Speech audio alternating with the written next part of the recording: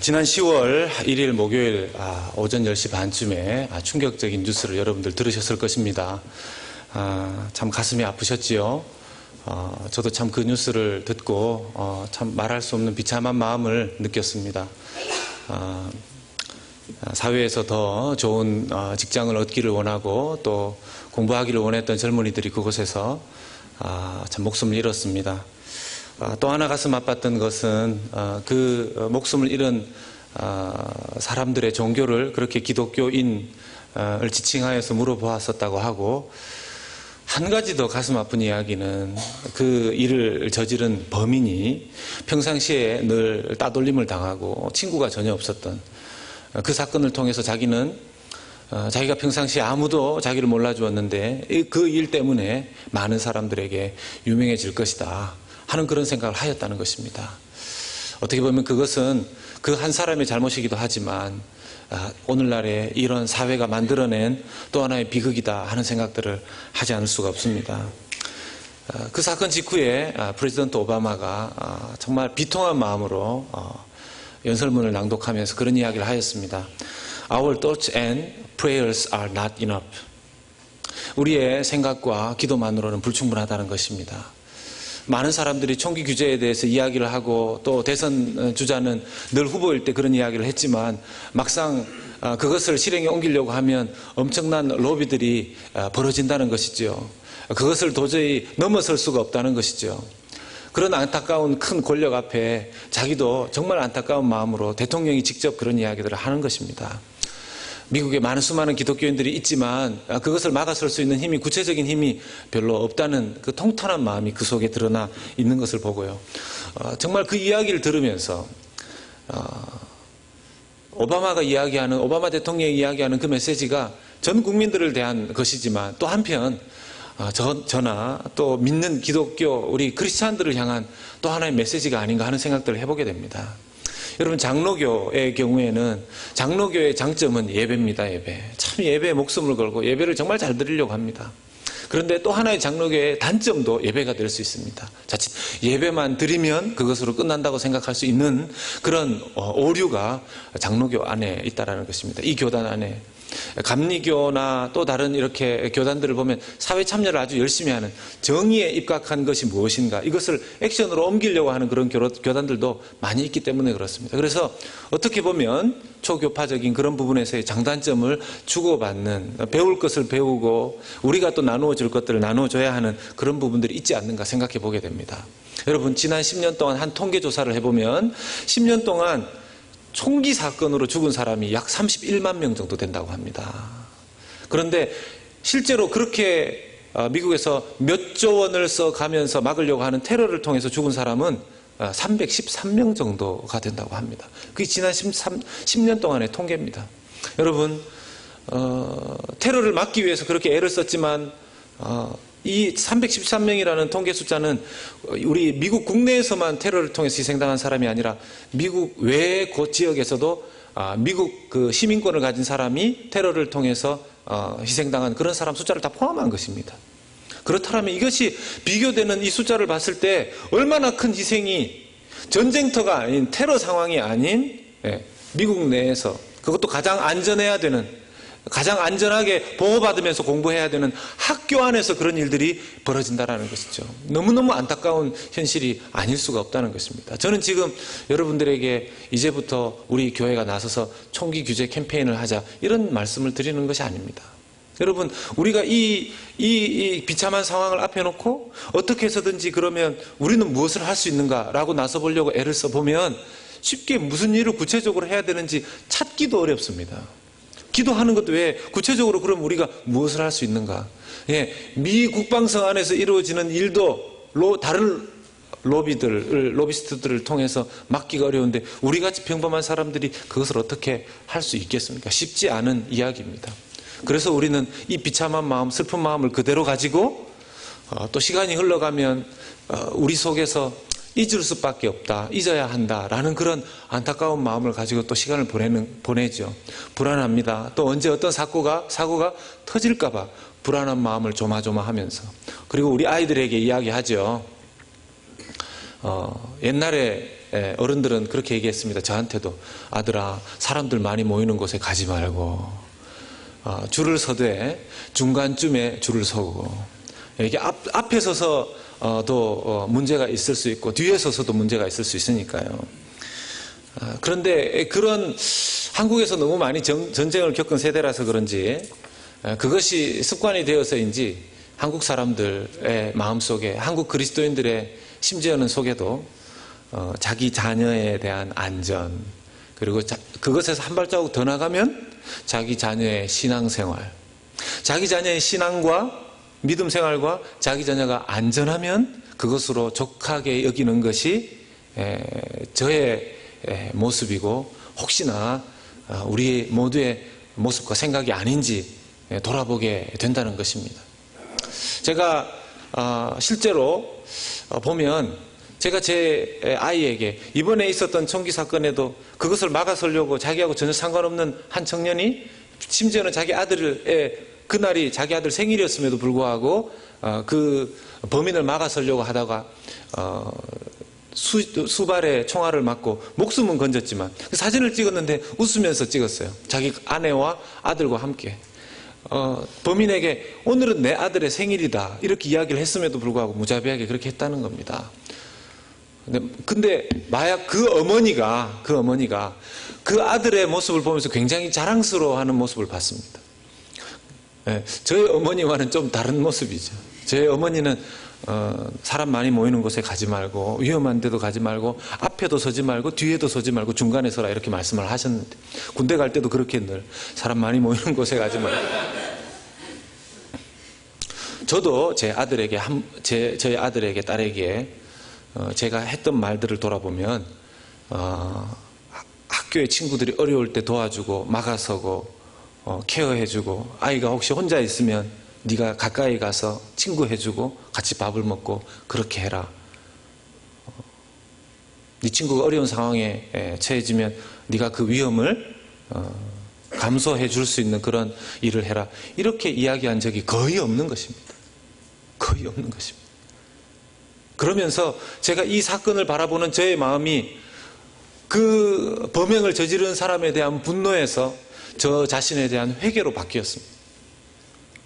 내 삶의 주변에서 아무런 선을 행하는, 정의를 위한 일들을 하지 않으면서 그 일어난 일들에 대해서 익명의 누군가에 대한 분노를 가지고 있는 제 모습은 너무나 이기적이고 개인주의적인, 기독교 정신이 아닌. 여러분, 기독교 정신이 무엇입니까? 기독교 정신은 이타주의 정신입니다.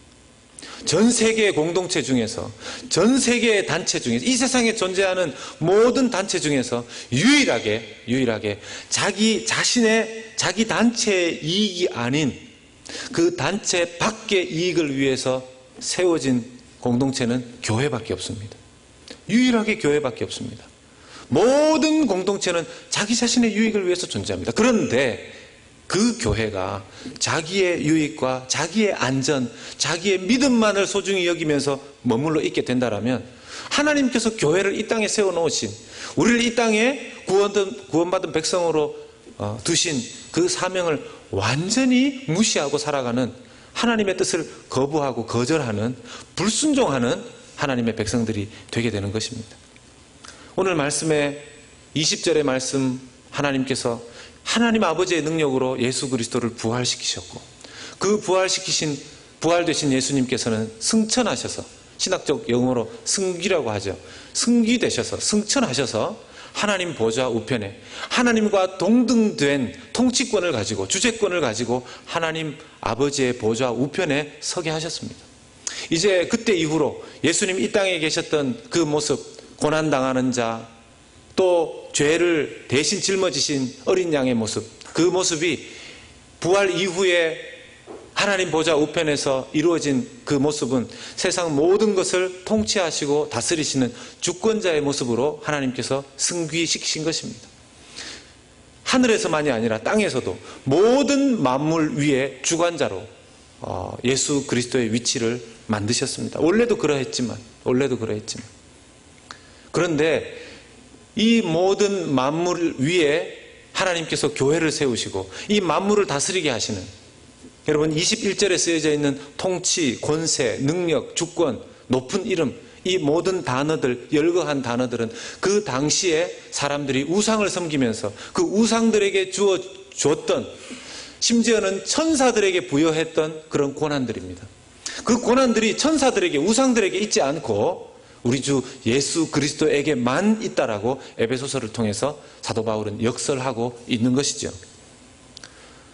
그 내용을 하나로 압축하면 예수 그리스도에게 이 모든 권세, 능력, 주권, 높은 신, 그 이름, 그것을 하나로 압축하면 예수 그리스도에게 이 세상의 모든 통치권과 또 하나는 예수 그리스도에게 이 세상의 모든 결정권이 있다라는 것입니다. 여러분 믿으십니까? 예수 그리스도에게 모든 결정권이 있다라는 사실. 그것은 내 삶에도 마찬가지로 적용되어야 한다는 것이죠. 내가 나의 삶 속에서 일어나는 모든 일의 결정에 있어서 나의 요구와 나의 생각과 하나님의 뜻이 충돌되었을 때 우리는 무엇을 따라야 한다는 것이죠? 하나님의 결정권을 따라야 한다는 것입니다. 우리 자녀의 인생의 결정, 우리 자녀의 다음 세대에 그 인생의 문을 열어감에 있어서 내가 이렇게 하라 저렇게 하라고 말하고 생각하고 뜻을 전달하기 이전에 원래는 하나님께서 이 아이의 인생을 어떻게 결정해 나가시기를 원하시는가 하는 것이 우리의 주 관심사요, 우리에게 하나님께서 부여하신 사명이라는 것입니다. 우리 개인의 사명이 예수 그리스도를 믿고 예수 그리스도를 닮아가고 예수 그리스도를 전하는 것이라면 교회의 사명이 오늘 본문을 통해서 등장을 합니다. 교회의 사명은 바로 세상 모든 만물을 예수 그리스도 앞에 복종케 하셨는데 그것을 구체적으로 드러내는 일을 우리에게 맡기신 것입니다. 그것을 구체적으로 드러내는 일을 우리에게 맡기신 것입니다. 여러분, 예수 그리스도가 이 세상 모든 만물의 주관자가 되시는 것을 누가 믿습니까? 예수 안 믿는 사람, 전 세계에 지금 70억이 넘는 인구 가운데 하나님 아버지 예수 그리스도에게 모든 만물의 주권을 인정하는 사람들, 입술로 그것을 인정하는 사람들이 20억 정도가 됩니다. 명목상에 자기 스스로를 기독교인이라고 이야기하는 사람들이. 만약 여러분 20억 정도, 70억 중에서 20억 정도의 전 세계에 흩어져 있는 그리스도인들이 정말 예수 그리스도가 자기의 주인인 것을, 자기가 예수 그리스도의 발 아래 엎드려 복종하면서 살아가고 있는 그 삶을 보여준다면 오늘날 이 지구상의 모습은 어떻게 변화되었을까요? 20억으로 따지지 않아도 이 텍사스 안의 달라스 지역에, 이 지역에 우리 연합교회, 연합재단에 속해 있는 우리 믿음의 가족들이, 믿음의 권속들이 예수 그리스도의 발 앞에 복종하는 삶을 산다면 이 지역과 우리 주변의 삶은 어떻게 달라졌을까요?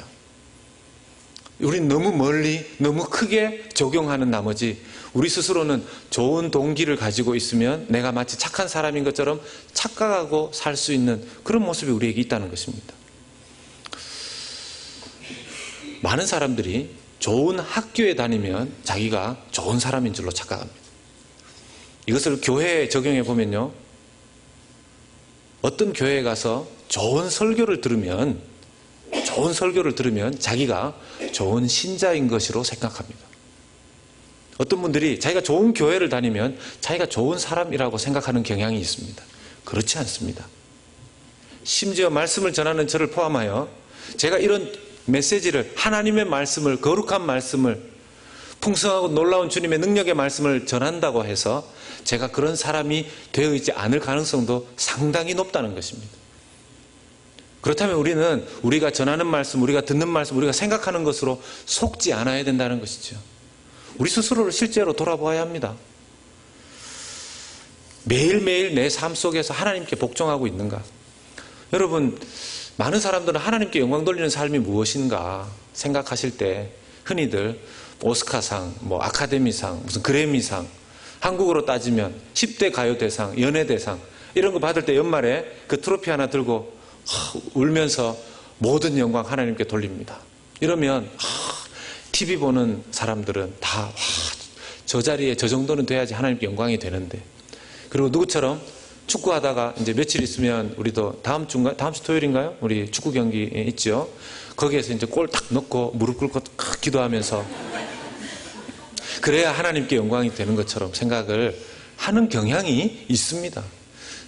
그냥 내 삶의 자리에서 내가 정말 사회에서 또 학교에서 배우고 경험한 것들 다 쓰지도 못하고 한국에서 잘 나갔던 그런 화려한 사회 경력을 뒤로 하고 여기에 와서 그냥 이렇게 평범한 한 사람으로 살아가는 것 같은 내가 무슨 하나님께 영광을 올려드리겠는가.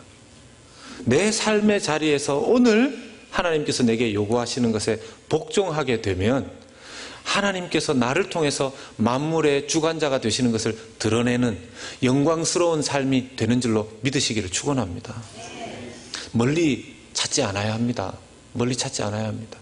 여러분, 모든 만물을 복종케 하신다고 했습니다. 여러분, 모든 만물이 주님의 발 앞에 복종하려면 아주 쉬운 방법이 있습니다. 사람들에게 찾아가서 당신의 주인은 예수 그리스도이시다라고 말할 필요가 없습니다. 첫 번째는 내가 예수 그리스도의 발 앞에 복종하면, 여러분, 하나님께서 이 세상을 모두 누구에게 맡기셨습니까? 사람들에게 맡기셨습니다. 아담에게 맡기셨습니다. 그래서 만물의 영장이 인간이라고 하는 것이죠. 그러면 인간이 하나님께 복종하면 모든 만물은 자연스럽게 하나님께 복종하는 대상이 되는 것입니다. 이 논리를 이해해야 되는 것이죠. 이 논리를 알고 있었던 구약의 대표적인 인물이 있습니다. 누굽니까? 다니엘이었습니다. 다니엘은 바벨론의 포로로 끌려갔고 유배자의 신세였고 망명자의 모습이었지만 그 바벨론의 법 아래에 살지 않았습니다. 바벨론이 요구하는 것 위에 그들은 살았습니다. 심지어 바벨론 왕의 요구와 자신들이 믿고 있는 믿음이 충돌하였을 때, 그때가 사실은 중요한 때이죠. 그때 자신은 바벨론의 법 위에서 하나님의 법 아래에 있는 자기의 위치 설정을 정확하게 하고 자기 믿음을 지켰습니다. 그때 바벨론과 다니엘과 그 세 명의 친구들을 통해서 하나님께서는 큰 영광을 받으셨죠. 우리의 삶도 마찬가지입니다. 우리의 삶의 위치 설정을 아주 잘해야 됩니다. 여러분, 저는 여러분들에게 좀 부탁드리고 싶은 것이 예수 믿는 사람들이 좀 당당하기를 저는 부탁드리고 싶습니다. 예수 믿는 사람이 좀 당당하게, 좀 부족하여도. 왜 그렇습니까? 하나님께서 이 위치 설정을 어떻게 하셨습니까? 만물을 다스리게 하는 그 통치 수단으로 교회라는 것을 만드셨습니다. 이 건물로서의 교회가 아니라 사람으로서의 우리 교회. 그러면요, 우리는 이 세상 만물 위에 존재하는 하나님의 통치의 기관으로서의 존재들입니다. 그러면요, 우리는 이런 마음을 가져야 합니다. 내가 아니면, 너와 내가 아니면 누가 지키랴가 아니고, 우리 믿는 자들이 아니면, 내가 아니면 이 세상은 복음을 들을 수 없다. 내가 아니면, 여러분 23절에 있는 말씀 한번 보십시오. 이 23절에 있는 말씀을 보시면, 교회는 그의 몸이니 만물 안에서 만물을 충만하게 하시는 자의 충만이니라. 이 말씀을 아주 쉽게 요약하면 이 세상의 유일한 희망, 유일한 대안은 하나님의 교회라는 것입니다. 하나님의 교회라는 것입니다. 여러분 믿으십니까? 예, 저기 보니까 한 2분 반 정도는 못 믿으시는 것 같은데 제가 다시 설명을 해드리겠습니다. 이 23절의 말씀에 세상 모든 만물을 충만하게 하시는 자의 충만이 교회라고 그랬습니다. 이 세상 모든 것이 하나님의 은혜로 충만해지고 하나님의 임재로 충만해지고 하나님의 주권으로 충만해지려면, 가득 차려면 그 일을 위해서 하나님께서 세워놓으신 파이프라인, 그 축복의 통로가 유일하게 교회라는 것입니다. 교회. 세상이 새로워지는 방법은 총칼이 아니고 강대국의 권세가 아니고 하나님의 교회로 말미암는 줄로 여러분 믿으시길 바랍니다. 이것이 저의 이야기가 아니고 저의 여러분들을 향한 선언이 아니고 지금 오늘 우리 눈앞에 하나님께서 기록해 놓으신 말씀에 기록된 하나님의 선언입니다. 만물을 충만케 하시는 자의 그 충만케 하심이 교회를 통해서 이루어진다는 것이죠. 여러분, 우리 교회를 통하지 않고는 세상은 굿뉴스를 들을 수 없습니다. 여러분 좀 당당해지십시오. 당당해지십시오. 여러분 마태복음 5장 13절의 말씀을 보면 너희는 세상에 뭐라고 했습니까? 소금이라고 하였습니다. 여러분 이 구절을 자꾸 이렇게 잘못 보시는 분이 계세요. 저도 이제 노안이 오기 시작했는데 이게 이제 희미해지니까 이제 아직까지는 버티고 있습니다. 너희가 세상의 소금이 되어다오로 자꾸 읽는 분이 계세요. 14절의 말씀은 너희는 세상에 뭐라고 합니까? 빛이라고 합니다. 이 구절도 자꾸 이상하게 다르게 읽는 분이 계세요. 너희가 세상의 빛이 되어다오, 이렇게 자꾸 읽는 분이 계십니다. 여러분, 이 토시 하나가 달라지는 것에 대한 엄청난 차이를 아시겠습니까? 아시겠죠? 제가 보니까 우리 교회는 굉장히 수준이 높습니다. 제가 지금 늘 파송의 찬양, 결단의 찬양 이런 거 할 때마다 새 곡을 막 이렇게 하는데 어떤 때는 이게 부담이 됩니다. 이거 새 곡 자꾸 하는데 따라오실 수 있으실까? 근데 참, 이완 목사님이 저보고 뭐라고 얘기해요? 목사님, 괜찮습니다. 하십시오. 그래서 이분이 무슨 믿음이, 예. 우리 교회는 악보만 그려주면 다 하십니다. 이러는 거예요. 할렐루야. 예. 수준이 있으시다. 악보만 보면 그대로 하신다는 거예요. 그래서 오늘은 너무 어려운 거 안 하고요. 다음 주에 제가 좀 정말 좋은 찬양들 중에서 언제까지 찬송가만 똑같이 부르는, 물론 찬송가 너무 좋은 내용이지만 새 찬양을 부르면서 하나님 앞에 영광 올려드리는 그런 것들이 필요할 때가 있는데, 예. 하나님 앞에 우리가 가져야 되는 생각은 내가 어떤 행위와 내 삶의 노력을 통해서 세상에 소금이 되려고 막 애를 쓰는, 키 큰 분들 싱겁다고 그러는데 여기 좀 키 큰 분들 좀 계신데, 내가 너무 싱거우니까 자꾸 소금이 되어야 되겠다. 성경에 나와 있다고요. 그렇죠. 너희는 세상에 이미 소금이다라는 것입니다. 이미 소금이라는 겁니다. 한 분 아멘 하십니까? 여러분 아직도 안 믿어지십니까? 이게 성경에 나와 있는 내용인데, 마태복음 5장 13절에 저와 여러분들 이미 세상에 소금인 줄로 믿으시기 바랍니다. 이미 세상에 빛인 줄로 믿으시길 바랍니다. 내가 빛으로서 그냥 나에게만 그 빛을 계속 쏘이는, 여러분 사람이 자기 빛을 자기한테만 계속 비추는 사람 보고 뭐라 그럽니까? 모든 영광을 자기에게만 돌리는 그런 사람을 보고 뭐라 그럽니까? 뺀질이라 그럽니다. 뺀질. 빛이 나긴 나는데 혼자한테만 나는 거죠. 뺀질한 사람. 소금, 너희는 세상에 소금이라고 그랬는데, 여러분 3%만 있으면은 부패를 막는 그 소금기가 흩어지지 않고 소금통에 늘 모여 있습니다. 모든 걸 다 내 거. 모든 소금기, 우리 이 세상에 마치 소금통이 밖으로 안 흩어지고 여기에 있는 것처럼 어떻게 되겠습니까?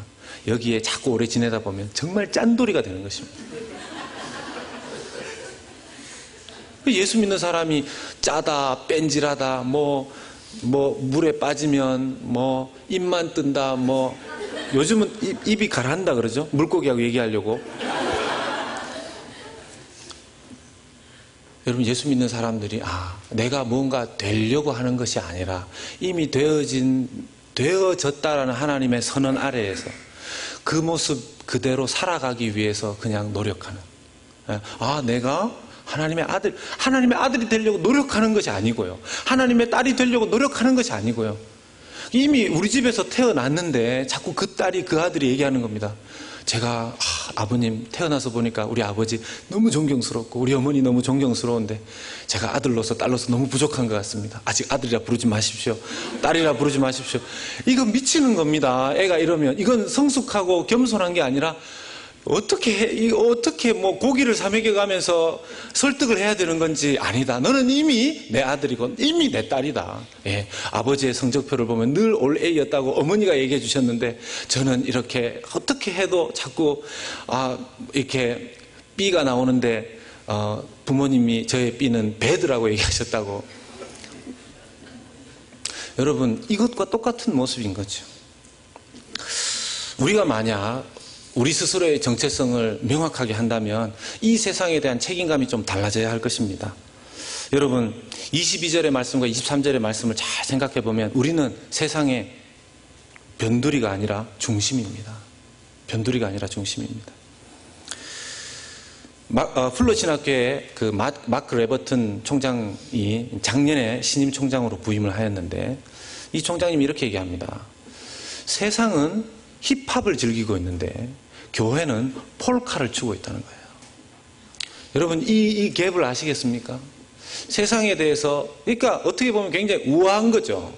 세상은 힙합을 추고 무슨 말인지도 못 알아듣게. 저도요, 요즘 나오는 힙합 이런 노래 들으면 방언을 하는 건가, 뭐 이 무슨 얘기인지 도저히, 영어라서만 못 알아듣는 거 아닙니다. 저를. 네. 한국말도 못 알아듣겠어요. 한국말 뭐가 어쩌고 이러면서 지나갔더라고요. 그러니까 뭐가 어쩌고 하고 지나갔는데 그 속에 가사가 벌써 몇 절이 지나갔다는 거예요. 대단한 거죠. 숨은 안 쉬는지 몰라, 노래 부르면서. 그런데 우리는 우아하게 폴카를 춘다는 겁니다. 어떻게 보면 우리끼리는 우아할 수 있지만 세상은 교회를 보고 이제 더 이상 관심을 가지지 않는다는 겁니다. 여러분, 오늘날의 기독교인들은, 오늘날의 교회가 자부심도 너무 약해져 버렸고요. 스스로의 자존감도 너무 약해져 버렸습니다. 존재감도 너무 없어져 버렸습니다. 우리는 굿뉴스를 담고 있는 사람들 아닙니까? 그런데 교회 안에서 굿뉴스가 나와야 되는데 교회 안에서 배드뉴스가 나오는 것입니다. 이게 기가 막힌 노릇입니다.